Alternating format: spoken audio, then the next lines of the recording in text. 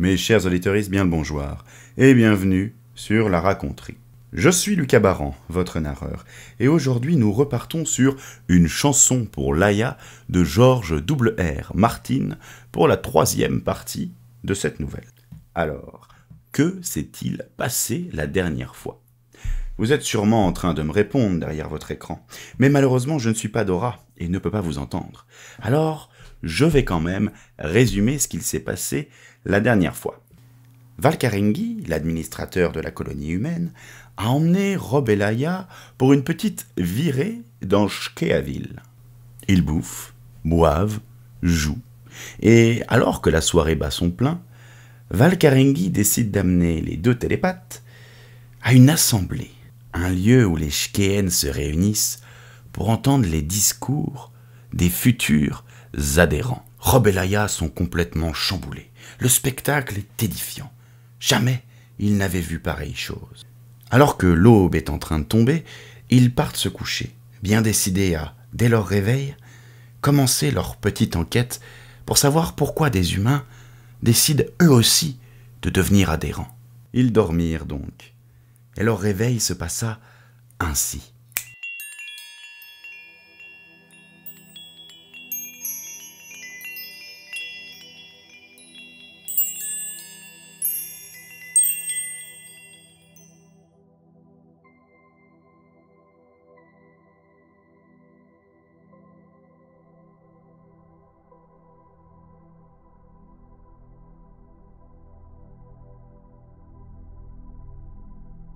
J'ai rêvé cette nuit-là.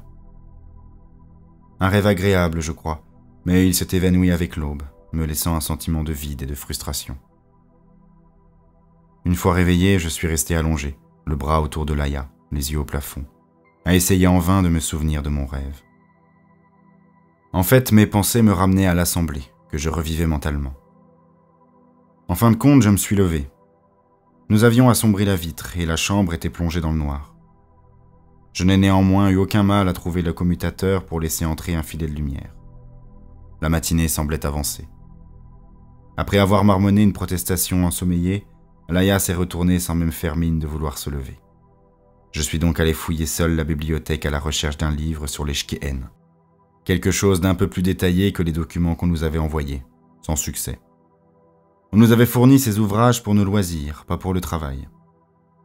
J'ai déniché un écran et composé le numéro de Valcarengi, pour me retrouver face à Gourlet. « Bonjour. Dino se doutait que vous alliez appeler. Il n'est pas là pour l'instant, il est allé négocier un contrat commercial. Que vous faut-il » ? « Des livres, lui ai-je dit, encore mal réveillé. Quelque chose sur les Shkéennes. » J'ai bien peur de ne rien pouvoir faire pour vous. Pour tout vous dire, il n'en existe pas. Quantité de mémoires, d'études et de monographies, mais pas vraiment de livres. J'en écrirai sans doute un de ces jours, quand j'aurai un peu de temps à y consacrer. Dino devait penser que je pourrais vous servir d'encyclopédie ambulante. Ah oui ? Qu'est-ce que vous voulez savoir ? Rien de précis ne me venait. J'ai haussé les épaules. Je voulais juste un topo général et quelques détails sur les assemblées. On pourrait parler de ça plus tard ? Dino se disait que vous alliez vouloir vous mettre au travail aujourd'hui. Nous pouvons faire venir des indigènes à la tour si vous le souhaitez.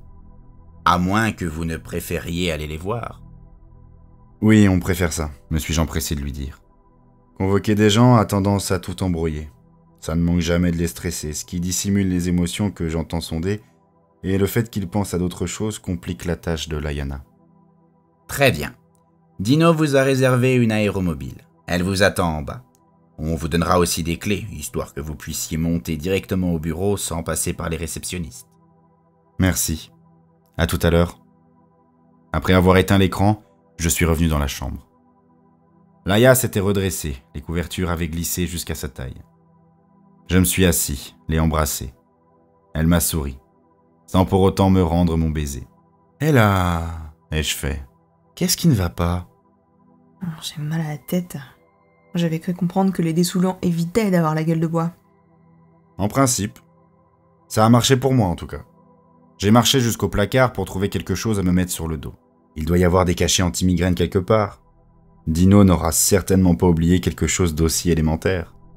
Oui, sans doute. Jette-moi de quoi m'habiller. J'ai attrapé un de ses peignoirs et le lui ai lancé à travers la pièce. Elle s'est levée, l'a enfilé pendant que je m'habillais, puis s'est rendue dans la salle de bain. Voilà qui est mieux. M'a-t-elle lancé. T'avais raison. Il a pas oublié les médicaments. Oui, il est du genre à bien faire les choses. Elle m'a souri. Je crois, oui. Mais Laurie parle mieux leur langue, je l'ai sondé. Dino a fait quelques fautes hier en traduisant. Je m'en doutais un peu. Ça n'enlevait d'ailleurs rien au mérite de Valkaringi. Après tout, Laurie avait 4 mois d'avance sur lui, à les en croire. J'ai hoché la tête. Tu as réussi à capter quelque chose ? Non, j'ai essayé de sonder les orateurs, mais ils étaient trop loin de moi. Elle s'approcha et me prit la main. Où allons-nous aujourd'hui ? À Shkeaville. Essayer de dénicher un de ses adhérents. Je n'en ai vu aucun à l'assemblée hier. Non, les assemblées s'adressent aux candidats à l'adhésion. C'est ce que j'ai cru comprendre. On y va ? Après un petit déjeuner tardif à la cafétéria, au 4e étage de la tour, nous sommes descendus dans l'entrée, où quelqu'un nous a indiqué notre aéromobile. C'était un modèle sport vert, avec 4 sièges, assez passe-partout.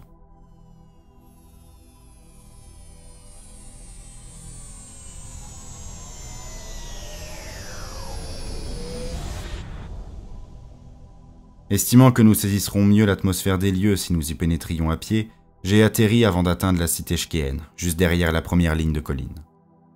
Si la cité humaine nous avait semblé presque déserte quand nous l'avions survolée, celle des Shkéennes regorgeait d'animation. Les chaussées de pierres concassées grouillaient de Shkéennes qui s'affairaient en tous sens, transportant des sacs de briques, des paniers de fruits et des vêtements. Il y avait des enfants partout, nus pour la plupart.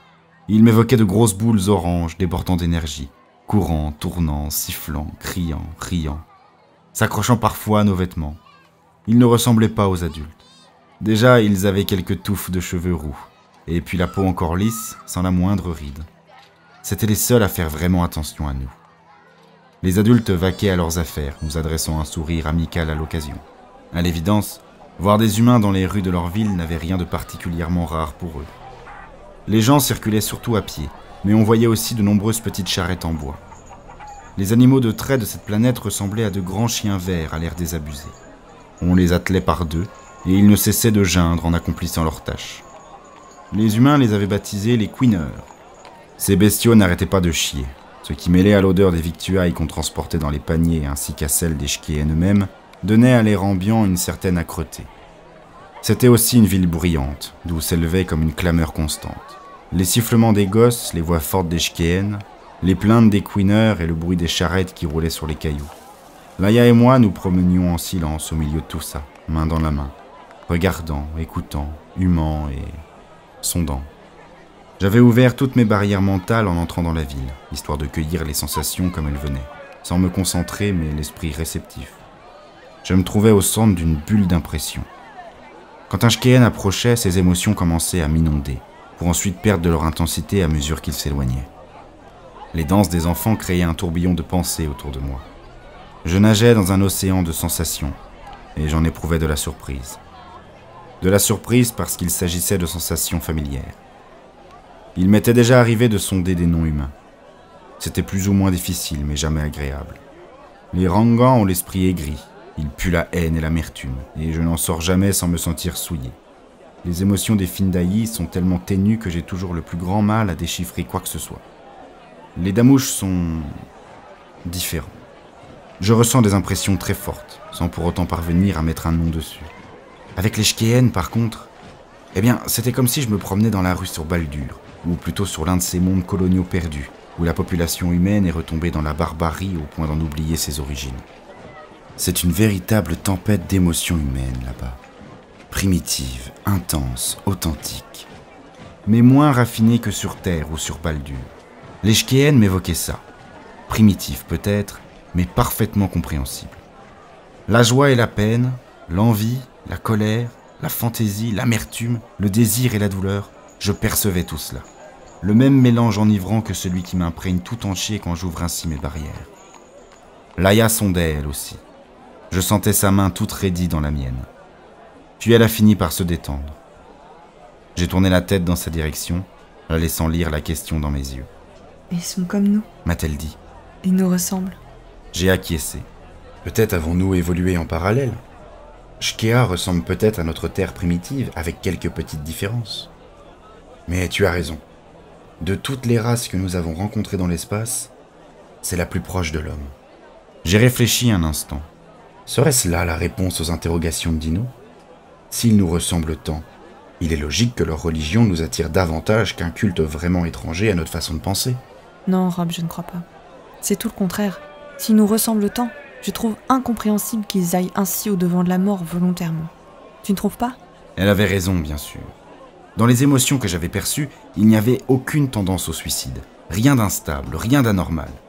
Et pourtant, tous les Shkéennes, sans exception, finissaient par s'engager dans l'union finale. On devrait se concentrer sur un seul individu, ai-je suggéré. Cet enchevêtrement de pensées ne nous mène à rien. J'ai regardé autour de nous en quête d'un sujet sur lequel nous concentrer. Mais à ce moment précis, des clochettes se sont mises à tinter. Le bruit venait de la gauche, presque noyé dans le doux ronronnement de la cité.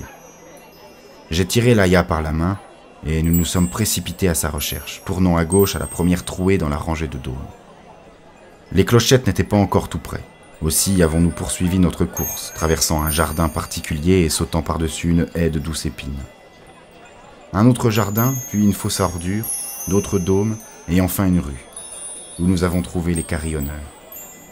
Ils étaient 4, tous adhérents, habillés de longues robes rouges vifs qui traînaient dans la poussière. Une clochette de bronze dans chaque main. Ils les faisaient continuellement tintinabuler en balançant leurs longs bras d'un vent en arrière. Leur tintement aigu emplissait littéralement la rue. Ils étaient tous âgés pour des Shkéennes, chauves et glabres, la peau toute plissée.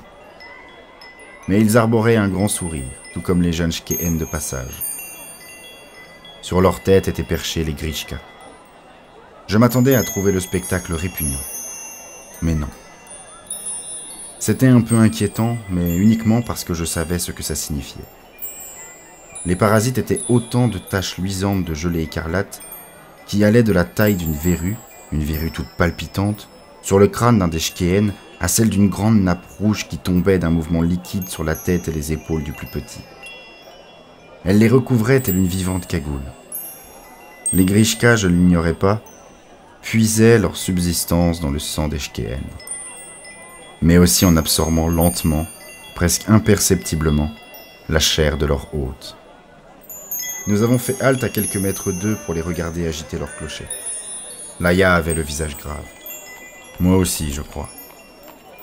Tous les autres souriaient, leurs carillons psalmodiaient un chant de joie. Je lui ai serré la main, très fort. Sondons.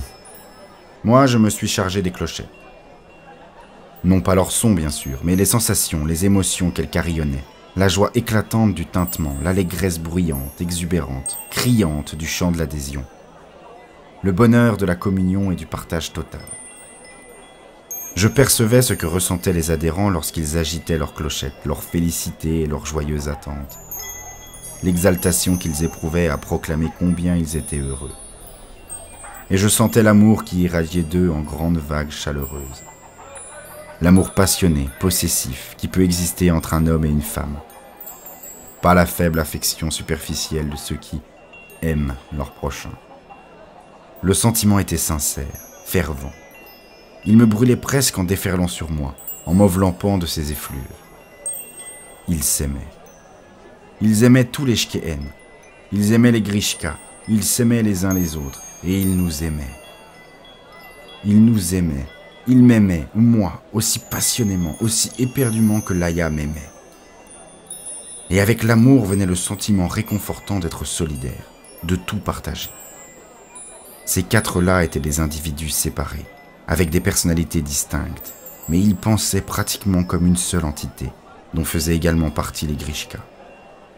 Et ils étaient tous ensemble, reliés les uns aux autres tout en gardant leur individualité. Et bien qu'aucun d'eux ne pût vraiment percevoir les autres comme je le faisais. Et Laïana, après m'être mentalement retiré du groupe d'adhérents, j'ai remis mes barrières en place et tourné les yeux vers elle. Laïa était blême, mais elle souriait. Ils sont merveilleux, a-t-elle murmuré d'une toute petite voix admirative. Au milieu de cet océan d'amour, je me rappelais néanmoins combien je l'aimais, elle, à quel point je faisais partie d'elle, et elle de moi. Qu'est-ce que tu as capté ? lui ai-je demandé, élevant la voix pour couvrir la sonorité continuelle des clochettes. Elle a secoué la tête, comme pour dissiper un brouillard. Il nous aime. Tu dois le savoir, mais moi, je l'ai senti. Il nous aime vraiment, d'un sentiment si profond. Et il y a encore d'autres strates sous tout cet amour, encore et encore, à l'infini. Leur esprit est si profond, mais tellement accessible. Je ne crois pas avoir jamais sondé aussi profondément un être humain. Tout ici est transparent, proche. Leur existence, leurs rêves, leurs sentiments, leurs souvenirs et... Oh, j'ai tout ressenti. Tout perçu d'un seul coup, d'un seul regard. C'est tellement dur avec les humains en général. Il faut creuser, lutter, et même alors on ne va pas très loin. Mais je ne t'apprends rien, Rob. Tu sais aussi bien que moi. Oh, Rob. Elle s'est jetée dans mes bras. Le torrent d'émotions dont j'avais pris conscience avait dû prendre pour elle les proportions d'un raz-de-marée. Son talent allait plus loin, plus profondément que le mien. Et cette expérience l'avait manifestement secouée. Je l'ai sondée, profitant de sa proximité. Je percevais de l'amour. Un amour immense. De l'émerveillement et du bonheur, mais aussi de la peur. Une peur nerveuse qui passait tel un courant, dans la moindre de ses pensées. Le carillon s'est tu autour de nous. L'une après l'autre, les clochettes se sont immobilisées. Les 4 adhérents restaient totalement immobiles, sans parler. Un autre shkéhen s'est alors rapproché, chargé d'un énorme panier recouvert d'une serviette. Le plus petit des adhérents a rabattu celle-ci, laissant une odeur de pâté chaud aussitôt envahir la rue. Chacun des adhérents s'est bientôt mis à mastiquer joyeusement, au grand plaisir du shkéhen ravitailleur. Une autre shkéhen, une petite fille complètement nue, est aussitôt venue leur offrir de l'eau. Ils se sont passés la bouteille sans mot dire. Qu'est-ce qu'ils font ? Avant même que Laïa n'ait eu le temps de me répondre, je me suis rappelé ce que j'avais sur le sujet dans les documents que Valkarengi nous avait envoyés. Les adhérents ne travaillaient pas. Pendant 40 années terriennes, ils s'échinaient pour gagner leur vie. Mais de la première adhésion à l'union finale, il n'y avait plus que joie et musique. Ils erraient au gré des rues, carillonnaient, parlaient, chantaient. Et les autres shkéhen leur fournissaient de quoi boire et manger. Nourrir un adhérent constituait un grand bonheur. Le shkéhen qui leur avait donné les pâtés rayonnait d'ailleurs de joie et de fierté. « Laïa, lui ai-je murmuré, tu peux les sonder, là, maintenant ?» Elle a acquiescé, la tête contre ma poitrine, puis elle s'est écartée pour fixer les adhérents d'un regard dur, qui s'est bientôt reporté sur moi, radouci. « C'est différent ?» m'a-t-elle dit, un peu étonnée. « Comment ça, différent ?» Elle m'a gratifié d'une grimace perplexe. « Je ne sais pas, je veux dire, ils nous aiment toujours, mais dans un sens, leurs pensées sont plus humaines à présent. Il existe différentes strates de pensée, tu le sais, et creuser dans leur esprit n'a vraiment rien de facile. Il reste toujours des choses cachées, des choses qu'ils se dissimulent à eux-mêmes. Ce n'est plus aussi accessible que tout à l'heure. Ils pensent à ce qu'ils mangent et s'en régalent. C'est très intense. Je pourrais même te décrire le goût des pâtés. Mais ce n'est pas la même chose. Une idée m'a alors traversé l'esprit. Combien d'individualités y a-t-il ? 4. Reliées d'une façon ou d'une autre, je pense, mais ce n'est pas clair. Elle s'est interrompue, déconcertée, et a secoué la tête. Je veux dire, ils ressentent plus ou moins les émotions les uns des autres, hein, un peu comme toi, je suppose. Mais ils ne perçoivent que l'idée générale, pas les détails. Moi, je peux lire ce qu'ils pensent, mais eux, ils en sont incapables entre eux. Chacun reste séparé. Ils étaient plus proches quand ils carillonnaient. Mais la personnalité de chacun est toujours demeurée distincte. Donc il y a 4 individualités, pas une seule personnalité. Oui, 4. Et les Grishka ? Une autre de mes brillantes idées. Si les Grishka avaient une conscience distincte ? Rien. C'est comme si je sondais une plante ou un objet, pas même la notion d'être. C'était troublant. Même les espèces animales inférieures possèdent une très vague conscience d'exister, ce que les grands talents appellent la notion d'être. Il s'agit en général d'une minuscule lueur qui réclame un grand talent pour la détecter. Or, Laïa a un grand talent. Allons leur parler. Elle a acquiescé d'un signe de tête à ma proposition, et nous sommes approchés des adhérents, toujours occupés à manger leur pâté. Bonjour, et je fais maladroitement, ne sachant trop comment les aborder. Vous parlez terrien ? 3 d'entre eux m'ont regardé sans comprendre. Mais le 4e, le petit Shkeen, dont le Grishka ressemblait à une cape-rouge ondulante, a vigoureusement hoché la tête. « Oui, » m'a-t-il dit d'une petite voix flûtée. J'avais oublié ce que je voulais dire. Laïa s'est empressée de venir à ma rescousse. Connaissez-vous des adhérents humains ? Le Shkeen a souri. tous les adhérents ne font qu'un. Ah oui ? D'accord. Mais vous en connaissez qui nous ressemblent ? Vous savez, grand, avec des cheveux, la peau rose ou brune ou... Enfin... Je me suis interrompu, un peu gêné, me demandant si le vieux Shkeen connaissait suffisamment notre langue pour me comprendre. En outre, je surveillais le Grishka du coin de l'œil, guère rassuré. Il a secoué la tête à plusieurs reprises. Les adhérents sont tous différents, mais ils ne font qu'un. Ils sont tous pareils. Certains vous ressemblent. Voulez-vous adhérer ? Non, merci. Où puis-je trouver un adhérent humain ? Nouveau mouvement de tête. Les adhérents chantent et carillonnent en se promenant dans la ville sainte.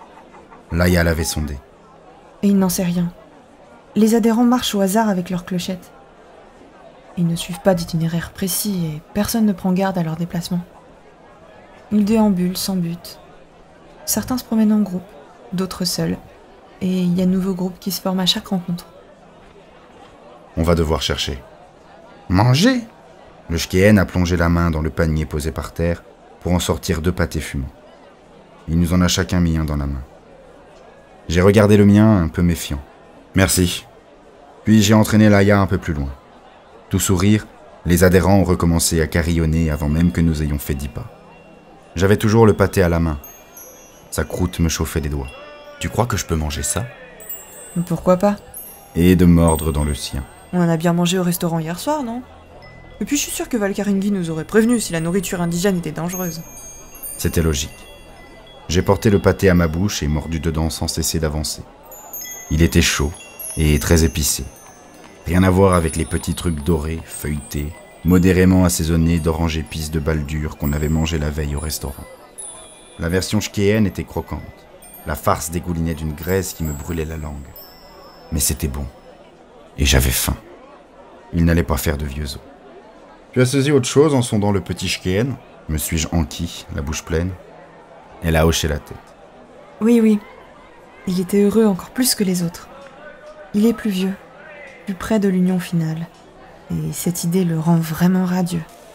Elle avait repris ses façons insouciantes. Le choc qu'elle avait éprouvé en sondant les adhérents semblait s'être dissipé. Pourquoi ? Je réfléchissais tout haut. Mais il va mourir, bon sang ! Pourquoi cela le réjouit-il tant ? Laïa a haussé les épaules. Écoute, il ne pensait pas d'une façon très analytique. J'ai léché mes doigts graisseux. Nous nous trouvions à un carrefour. Des Shkeen s'affairaient dans tous les sens et le vent nous apportait le son d'autres clochettes. Encore des adhérents. Tu veux qu'on aille les trouver ? Qu'est-ce que ça nous apprendrait de plus ? Il nous faut un adhérent humain. Peut-être y en aura-t-il un dans le tas ? Elle m'a lancé un regard méprisant. Ah oui ? Combien tu paries ? Tu as raison, ai-je reconnu. L'après-midi tirait vers sa fin. On ferait peut-être mieux de rentrer, quitte à sortir plus tôt demain matin. Sans compter que Dino nous attend probablement pour dîner.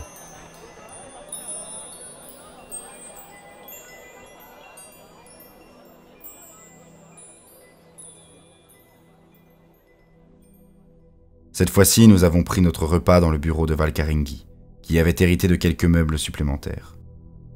Ce qui nous a permis de découvrir que ses appartements se trouvaient juste à l'étage en dessous, mais qu'il préférait recevoir dans son lieu de travail pour donner à ses invités l'occasion de profiter de la vue spectaculaire. Nous étions 5. Valkaringi et Lori, Laïa et moi, et puis Gourlet. C'est Lori qui a fait la cuisine, sous la supervision de Valkaringi, qui faisait office de maître-queux. Il y avait des steaks au menu.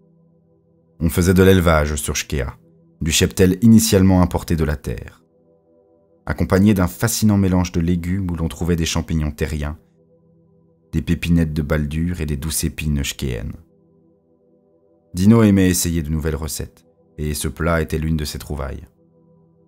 Laïa et moi leur avons raconté dans le détail nos aventures du jour.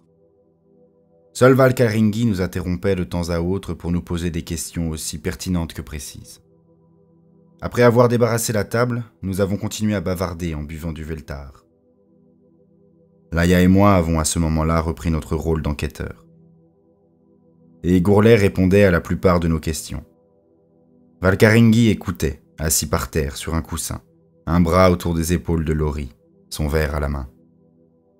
Nous n'étions pas les premiers talons à venir sur Shkea, nous a-t-il alors dit. Ni les premiers à trouver que les Shkéens ressemblaient aux humains. C'est peut-être un élément important, A ajouté Gourlet. mais j'en doute. Ce ne sont pas des humains, vous savez. Pas du tout.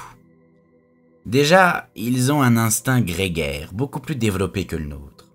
Ça fait des millénaires qu'ils construisent des villes et qu'ils y habitent. Ils ne savent vivre qu'entourés de leurs congénères. Pareil pour l'instinct de solidarité, ils œuvrent ensemble dans quantité de domaines, ils partagent tout. Prenez le commerce. Ils voient ça comme un partage. Et comment ? Valkaringi a éclaté de rire. Je viens de passer toute la journée à essayer d'établir un contrat commercial avec un groupe de paysans qui n'avaient jamais eu affaire à nous. Croyez-moi, c'est une sacrée paire de manches. Ils nous donnent autant de leurs produits que nous en voulons, s'ils n'en ont pas eux-mêmes besoin et si personne ne leur a demandé avant. Mais ensuite, ils s'attendent à ce qu'on leur fournisse tout ce qu'eux demandent. Pour tout dire, ils comptent même là-dessus. Alors, chaque fois qu'on passe un marché avec eux, on se retrouve avec le choix suivant. Leur donner un chèque en blanc ou s'embarquer dans d'interminables négociations qui nous font passer à leurs yeux pour des êtres parfaitement égoïstes. Ça n'a pas paru satisfaire Laïa. Et pour les relations sexuelles ? Ta traduction de ce qu'il disait hier soir m'a donné l'impression qu'ils étaient monogames. Les relations sexuelles leur posent problème, A dit Gourlet. C'est très curieux. Le sexe, après tout, c'est une autre forme de partage, et ils prônent le partage avec tout le monde. Mais il faut que ce soit réel, que ça corresponde à quelque chose, ce qui crée des problèmes sans fin. Laurie s'est aussitôt redressée, tous ses sens en éveil. J'ai étudié la question. A-t-elle lancé d'une voix vive. Les Shkéens aspirent à ce que tout le monde aime tout le monde de manière absolue. Mais ils n'y arrivent pas. Ils sont trop humains, trop possessifs pour ça. Ils finissent par se retrouver monogames parce que, dans leur culture, communiquer en profondeur avec une seule personne dans l'acte d'amour vaut mieux qu'1 million de relations physiques superficielles.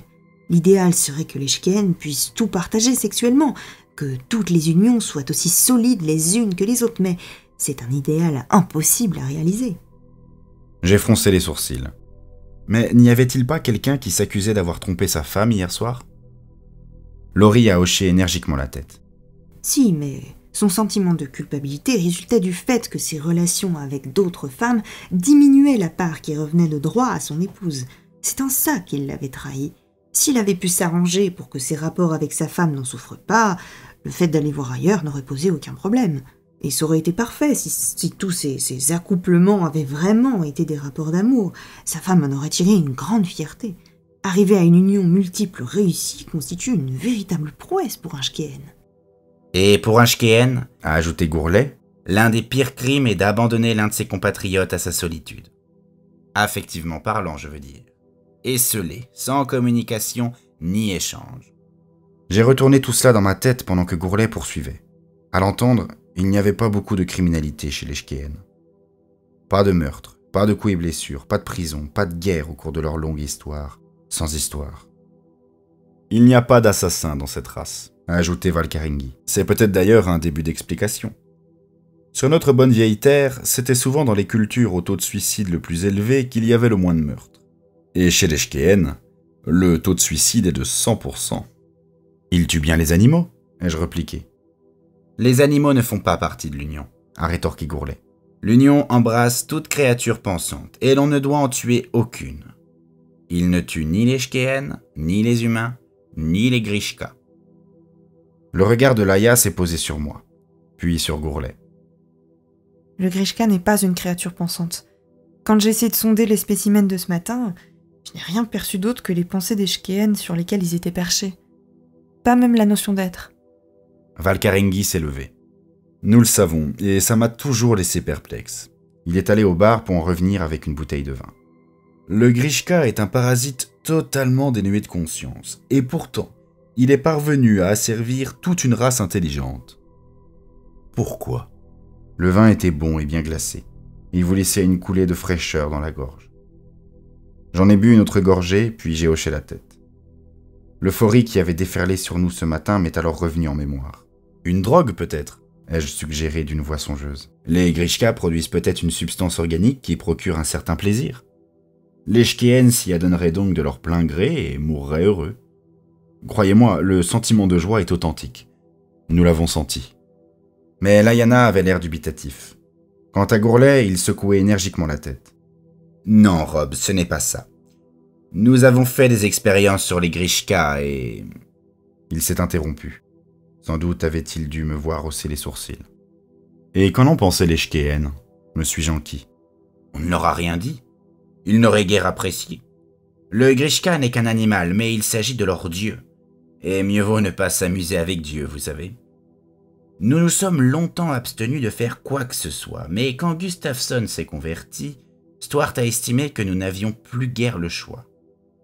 Nous avons agi sur ses ordres, mais ça n'a servi à rien. Pas d'extrait susceptible d'avoir un effet stupéfiant, pas de sécrétion, rien. En fait, le Shkéen est la seule forme de vie indigène qui se soumette aussi facilement au Grishka.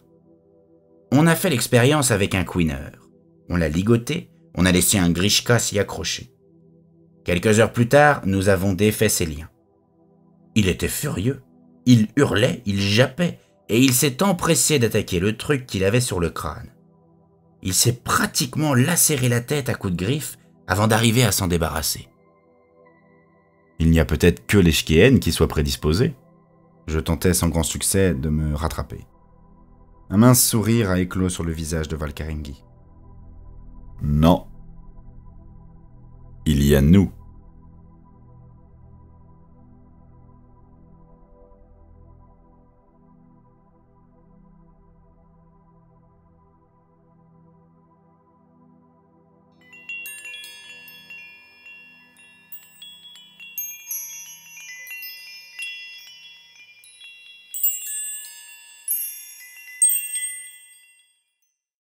Merci grandement d'avoir consommé mon contenu.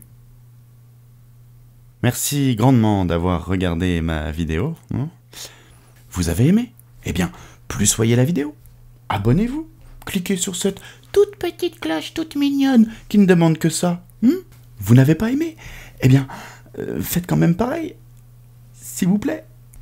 Et si jamais vous avez des amis hipsters qui trouvent que YouTube c'est trop mainstream, n'hésitez pas à leur dire que la raconterie existe aussi sous forme de podcast sur plein de plateformes beaucoup plus underground telles que Spotify. En attendant, la raconterie tire son rideau et vous donne rendez-vous ce vendredi avec un petit texte qui raconte l'histoire d'un flirt dans un froid et qui a été écrit par moi-même. En attendant, je n'ai plus qu'à vous dire adios, comme c'est d'usage dans le sud. Non, Rob, je crois pas. C'est tout le contraire. S'ils nous ressemblent tant, je trouve incompréhensible qu'ils aillent au...